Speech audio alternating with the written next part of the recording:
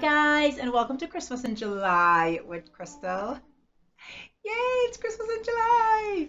So today I'm going to decorate my craft room for Christmas, and I'm taking it along with me in case anyone wants to see how I do it. And then we're gonna get on with all our Christmas crafts and cards and fun things for the month of July. That's what we're doing this month. Let me show you my craft room. My craft room is tiny. I have a little area here where I keep all my designs and all the things that I've created.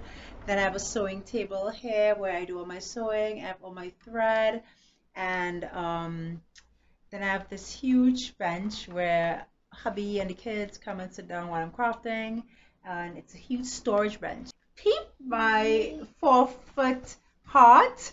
I'm gonna post the tutorial for that in the description box.